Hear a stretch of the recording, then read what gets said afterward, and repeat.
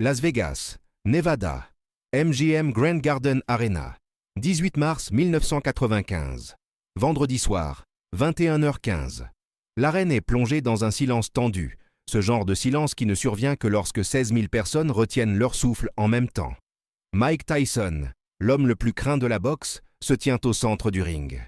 1,78 m de hauteur, 100 kg de muscles purs et de fureur contrôlée. Le cou de Tyson mesure 50 cm de circonférence, plus épais que la taille de certains hommes. Ses épaules sont des blocs massifs. Ses poings, même sans gants, ressemblent à des marteaux. Cet homme a mis KO 44 adversaires en 50 combats. L'homme qui a envoyé des rivaux à l'hôpital avec des côtes fracturées, des mâchoires brisées, des orbites oculaires détruites. L'homme dont le seul nom fait reconsidérer leur carrière à des combattants professionnels. Il porte un short noir et des gants rouges. Son corps brille sous les lumières de l'arène. Chaque muscle est défini, tendu, prêt. Il vient de terminer son échauffement. 3 rounds de sparring qui ont laissé son partenaire d'entraînement étourdi et reconnaissant d'être encore en vie. Tyson est à son apogée. Tout juste sorti de prison. Plus motivé, plus dangereux, plus implacable que jamais. Il n'est pas là pour les points. Il n'est pas là pour une décision des juges. Il est là pour détruire. Et de l'autre côté du ring se trouve James Thompson, un challenger que personne ne connaît. Un combattant de 28 ans originaire de Chicago qui a obtenu une chance au titre grâce à une série de victoires dans des événements mineurs, dans des arènes de second rang, contre des adversaires qui n'approcheront jamais un championnat du monde. Thompson mesure 1,85 m, pèse 95 kg, avec un bilan de 23 victoires et 2 défaites. Des chiffres décents sur le papier. Des chiffres complètement insignifiants en cet instant. Au cours des 3 derniers jours, les médias sportifs ont couvert ce combat avec un mélange de curiosité et de pitié. De la pitié pour Thompson. Tout le monde sait comment cela va se terminer. La seule question est de savoir combien de temps il va tenir. 2 rounds? 1 round? 30 secondes? Les paris à Las Vegas donnent Tyson à 50 contre 1. Personne ne mise sur Thompson. Ce serait jeter l'argent par les fenêtres. Mais lors de la pesée officielle, hier après-midi, quelque chose s'est produit. Quelque chose que personne n'attendait. Thompson et Tyson étaient face à face pour les photos obligatoires. Le protocole est simple. Regardez l'adversaire, maintenir la posture, laisser les photographes faire leur travail, retournez dans vos coins. C'est du théâtre. Tout le monde comprend le jeu. Tyson était là, les yeux fixés sur Thompson, ce regard vide qu'il utilise pour intimider, ce regard qui dit « Je vais mettre fin à ta vie ». Thompson a regardé en retour, mais pas avec peur, pas avec respect, avec quelque chose qui ressemblait à du mépris. Et puis Thompson a fait quelque chose que personne, dans toute l'histoire de la boxe professionnelle, n'avait jamais fait face à face avec Mike Tyson. Il a ri. Ce n'était pas un rire nerveux. C'était un éclat de rire franc, sonore, comme s'il venait d'entendre la meilleure blague de l'année. La salle s'est tue. Les photographes ont arrêté de cliquer. Les journalistes ont cessé d'écrire. Le manager de Tyson a fait un pas en avant, instinctivement protecteur. Thompson riait encore, puis il a parlé. Les mots ont été captés par tous les micros de la salle. Sa voix a résonné claire, confiante, assez forte pour que tout le monde entende. « Tu es un amateur, Tyson. Un bagarreur de rue qui a eu de la chance. Je t'ai étudié. J'ai regardé tous tes combats. Tu es prévisible. Tu es lent. Tu n'as pas de vraie technique. Demain soir, je vais t'apprendre la différence entre violence et science. Je vais te démonter pièce par pièce. Et quand j'aurai fini, tu prendras ta retraite. » Le silence qui a suivi a été absolu. Personne n'a bougé. Personne n'a respiré. Mike Tyson n'a pas répondu. Il n'en avait pas besoin.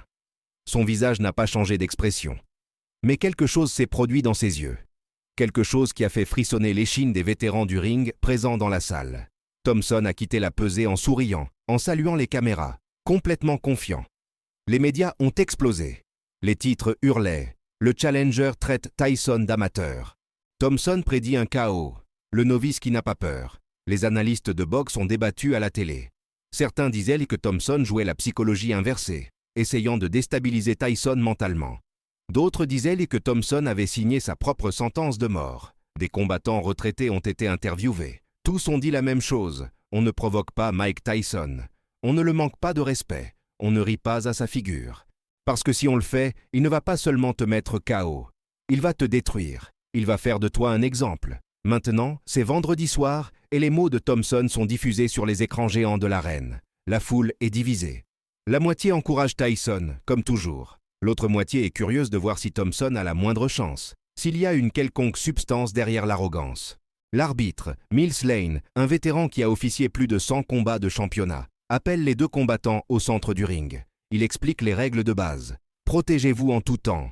Obéissez à mes ordres. Combattez proprement. Bonne chance à tous les deux. Thompson est détendu. Il sourit à Tyson. Tyson ne sourit pas en retour. Son visage est un masque. Ses yeux sont fixés, concentrés, vides de toute émotion autre qu'une intention pure. Les deux retournent dans leur coin. Les entraîneurs donnent les dernières instructions. La cloche va bientôt sonner. 16 000 personnes se penchent en avant sur leur siège. La cloche sonne. Tyson explose de son coin.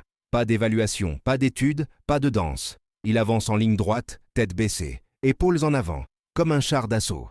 Thompson recule de 2 pas, maintenant la distance. Il lève les mains en garde haute classique. Son jeu de jambes est propre, technique, tiré d'un manuel. Il fait tout correctement. Tyson continue d'avancer. Thompson lance un jab exploratoire, testant la distance, testant la réaction de Tyson. Le jab touche l'épaule de Tyson. Aucun dégât. Tyson ne réagit même pas. Il continue d'avancer. Thompson lance un autre jab. Celui-ci touche le front de Tyson. Encore une fois, 0 réaction. Tyson est maintenant à 3 mètres. Thompson recule sur le côté gauche, essayant de créer des angles, essayant d'utiliser son avantage d'allonge. Il lance une combinaison rapide. Jab, direct, crochet. 2 des coups touchent. Le 3e rate. Tyson absorbe les frappes sans ciller. Il continue d'avancer.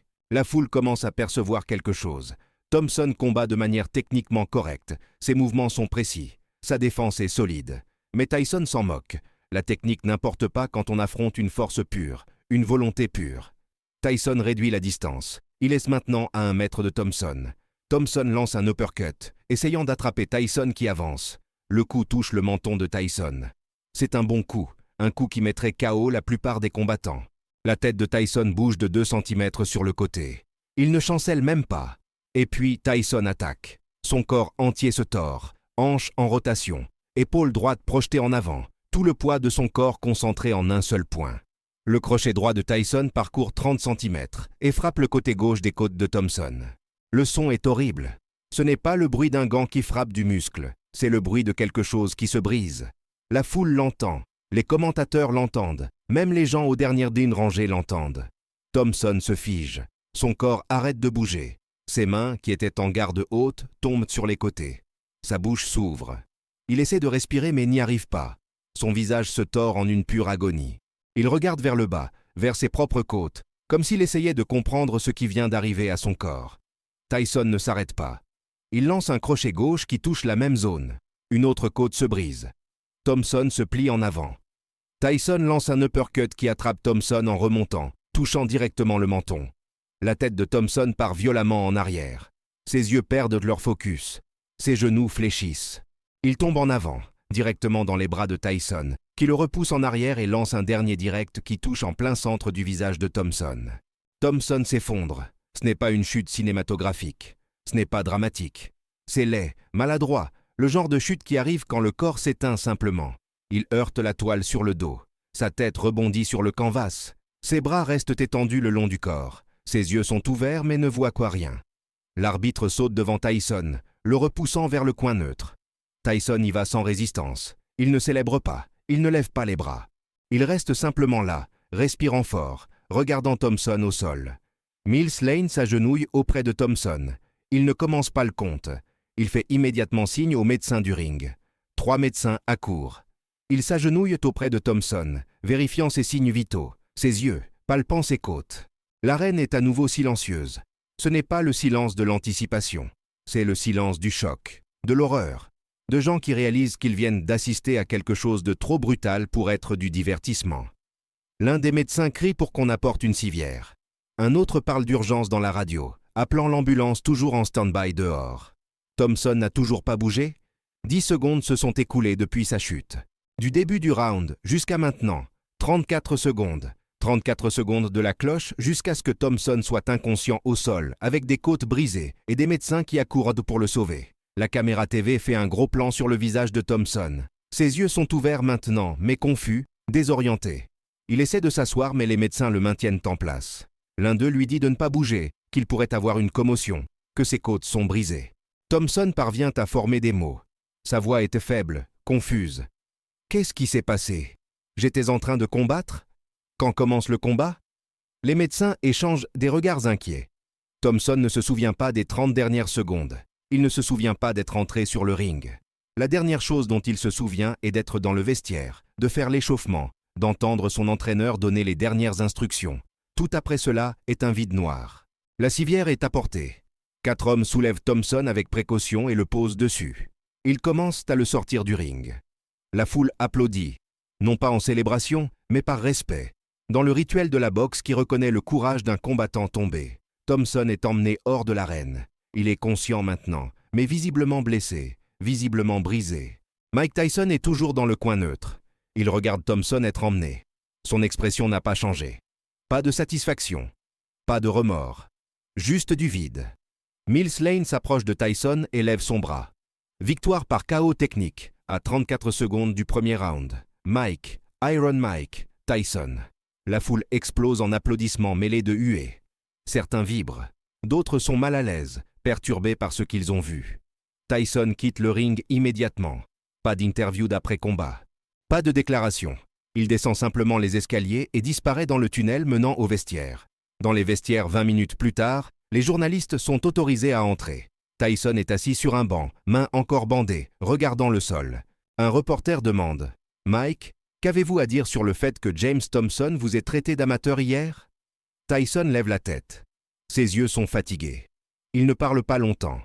Si vous manquez de respect à ce sport vous manquera de respect en retour. Je ne suis pas un amateur. Je suis ce qui arrive quand on confond confiance et préparation. Il se lève et quitte la salle. L'interview est terminée. À l'hôpital universitaire de Las Vegas, James Thompson est examiné. Les radios révèlent 3 côtes brisées sur le côté gauche. Un scanner montre une commotion légère. Il restera hospitalisé 4 jours. Sa carrière dans la boxe est terminée. Il ne remontera jamais sur un ring professionnel. Des années plus tard, dans une interview rare, on lui demandera de parler de cette nuit. « J'avais tort », dira-t-il. « Je pensais avoir étudié Tyson. Je pensais avoir vu ses schémas, ses faiblesses. Mais on ne peut pas étudier une force pure. On ne peut pas s'y préparer.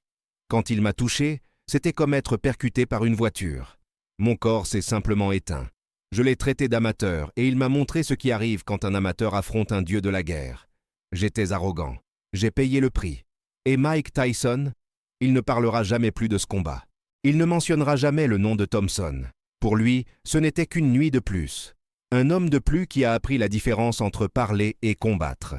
Un exemple de plus de ce qui arrive quand on provoque l'homme qu'il ne faut pas. Le combat a duré 34 secondes, mais la leçon a duré pour toujours. Ne jamais sous-estimer. Ne jamais manquer de respect. Et jamais, au grand jamais, traiter Mike Tyson d'amateur.